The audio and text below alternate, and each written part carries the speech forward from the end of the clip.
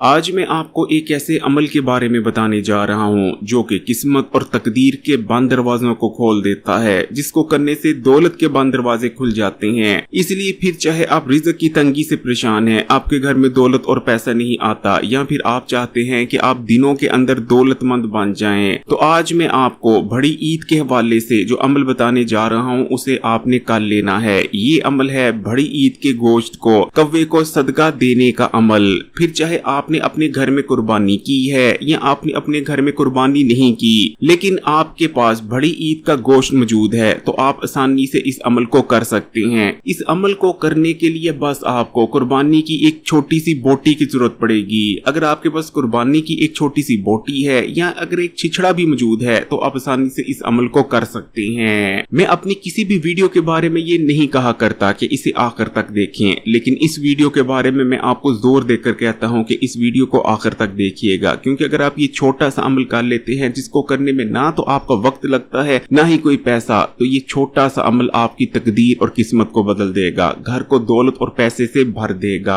आप में से बहुत सारे बहन भाई मुझे कमेंट्स करते हैं, मैसेज करते हैं, और यकीन मानिए 99% लोगों का एक ही मसला होता है और वो मसला होता है रिज़्क की तंगी। कुछ लोगों का कहना होता है कि हम रिज़्क के हवाले से बहुत परेशान हैं, हमारे घर में पैसा तो आता है, तनख्वाह आती है या दुकान से कमाई आती है, लेकिन जितनी महंगाई हो गई है उस कमाई का या उस तनख्वाह का कुछ नहीं बनता। इसी तरह बहुत से लोगों का कहना होता है कि आजकल हालात इतने बुरे हो चुके हैं कि वो कमा नहीं पा रहे, ना तो उनका कारोबार जा रहा है, ना ही उन्हें कोई उनके मियार की नौकरी मिल पा रही है। जो कुछ कमाते हैं वो बहुत कम होता है, जबकि खर्चे बहुत ज्यादा। तो प्यारे बहन भाइयों, आज मैं आपको जो अमल बताने जा रहा हूँ उसको बस आपने बताए गए तरीके से कर लेना है, फिर देखें कैसे आपके घर में दौलत और पैसा आने लग जाएगा। अगर आप कारोबार करते हैं तो उसमें दिन दोगुनी रात चौगुनी तरक्की होने लगेगी। नौकरी नहीं मिल रही थी तो नौकरी मिल जाएगी और आपके मियार की मिलेगी, आपकी पसंद की मिलेगी। और अगर आप कुछ भी नहीं करते तो आपको वहां से रिस्क और दौलत मिलने लगेगी जहां से आपने कभी सोचा भी नहीं होगा कि मुझे कभी इस जगह से भी दौलत और पैसा आ सकते हैं। आजकल हम जिस जमाने में जिंदा हैं वहां दौलत और पैसे की बहुत ही ज्यादा अहमियत है। लोग उसी की इज्जत करते हैं, उसी को वैल्यू देते हैं जिसके पास दौलत होती है। गरीब को तो उसके सके बहन भाई नहीं पूछते।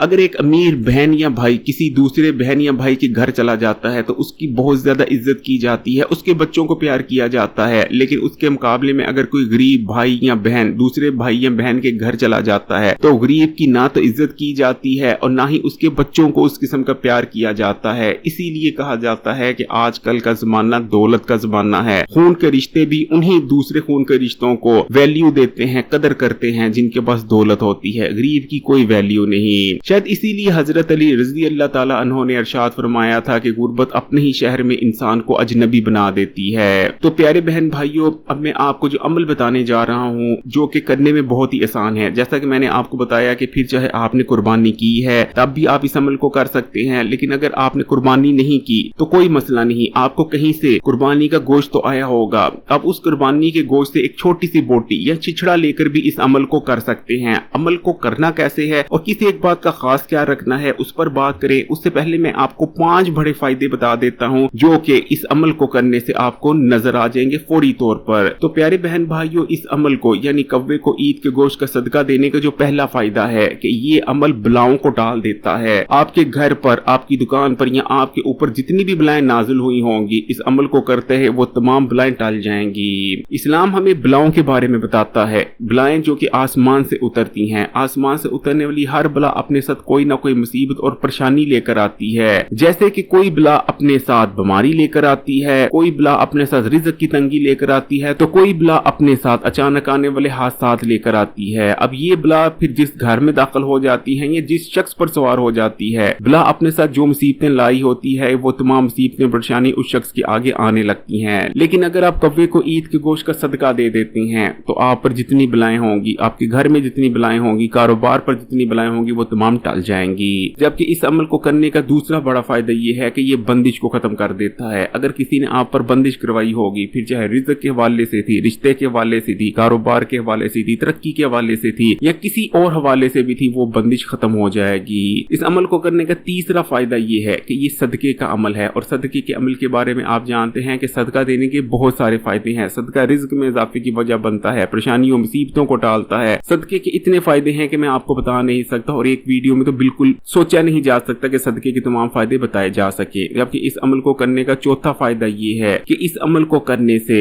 गंदे असरात दूर हो जाते हैं। गंदे असरात असल में उन टोटकों को कहा जाता है जो कि पूरी तरह से जादू नहीं होता, लेकिन एक हल्के किस्म का जादू होता है जिसे आमतौर पर औरतें घरों में करती हैं। जैसे कि कब्रिस्तान की मिट्टी लाकर दूसरे के घर में फेंक दी, जिस वजह से उसके घर में लड़ाइयां पड़ गई, या पानी पर एक लफ्ज पढ़कर उस पानी को किसी की दुकान के आगे या किसी की दलीज के आगे फेंक दिया ताकि उसके घर में रिज़्क की तंगी आ जाए। तो इन तमाम चीजों को गंदे असरात कहते हैं या गंदे टोटके कहते हैं। लेकिन इस अमल को करने से गंदे असरात दूर हो जाते हैं। जबकि इस अमल को करने का पांचवा फायदा ये है कि अगर आप पर किसी ने जादू करवा रखा था तो ये अमल जादू को भी खत्म कर देता है। तो प्यारे बहन भाइयों, अमल को आपने कैसे करना है गौर से सुने। तो अमल को करने के लिए आपने सबसे पहले या तो छिछड़ा ले लेना है या फिर गोश्त का एक टुकड़ा ले लेना है। अगर एक बोटी भी ले लेते हैं या आधी बोटी भी ले लेते हैं तो काफी है, आप आसानी से इस अमल को कर सकते हैं। प्यारे बहन भाइयों, जो कव्वे होते हैं वो आमतौर पर जो छिछड़े होते हैं या नरम गोश्त की बोटी होती है उसे आसानी से खा सकते हैं। तो अगर आपके पास छिछड़े हैं तो और भी ज्यादा अच्छी बात है, लेकिन अगर छिछड़े वगैरह नहीं है, वैसे गोश्त के साथ छिछड़े मौजूद ही होते हैं। गोश्त के साथ जो सफेद लगा होता है, जो चर्बी सी होती है, आप उसको अगर उतार लेते हैं तो वो बहुत जबरदस्त छिछड़े बन जाते हैं और कव्वे उन छिछड़ों को बहुत शौक से खाते हैं। तो आप छिछड़े भी ले सकते हैं या एक छोटी सी बोटी ले लें, आधी बोटी ले लें, वो भी काफी है अमल को करने के लिए। और जैसा कि मैं आपको बता ही चुका हूं कि अगर आपने अपने घर में कुर्बानी की है फिर भी आप ये अमल कर सकते हैं, और अगर आपको कहीं से कुर्बानी का गोश्त है तब भी इस अमल को कर सकते हैं। आपने क्या करना है, देखिए अगर आपने बोटी ली है तो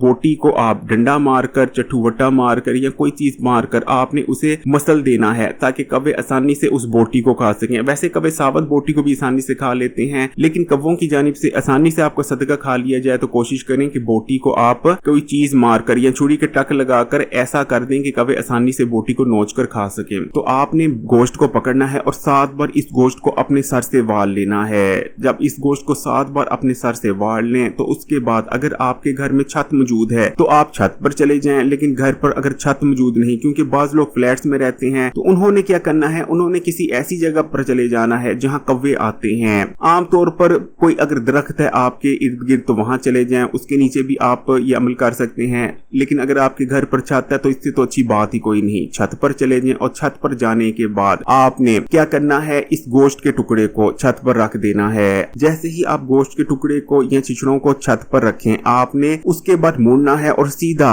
नीचे आ जाना है। वापस मुड़कर आपने गोश्त के टुकड़े या छिछड़ों को नहीं देखना और कम से कम 2 से 3 घंटे आपने दोबारा छत पर भी नहीं आना, ताकि इस दौरान कव्वे या चीले इस गोश्त के टुकड़े को खा चुके हों। आमतौर पर कव्वों को और चीलों की सूंघने की ताकत बहुत ज्यादा होती है। जैसे ही आप गोश्त के टुकड़े को डालेंगे, छिछड़ों को डालेंगे, फौरी तौर पर कोई कव्वा या चील आएगी और इसे खा जाएगी और आपका अमल पूरा हो जाएगा। तो प्यारे बहन भाइयों, ये छोटा सा अमल है, इसे एक बार जरूर कर लीजिएगा, इंशाअल्लाह ताला दुआएं देंगे। वीडियो को लाइक कर दें, कमेंट्स में माशाअल्लाह या सुभान अल्लाह जरूर लिखिएगा और मजीद वीडियोस के लिए चैनल को सब्सक्राइब कर घंटी के आइकॉन को दबा दें। और हाँ, इस वीडियो को अपने उस दोस्त के साथ भी जरूर शेयर कीजिएगा जो कि माली लिहाज से परेशान है।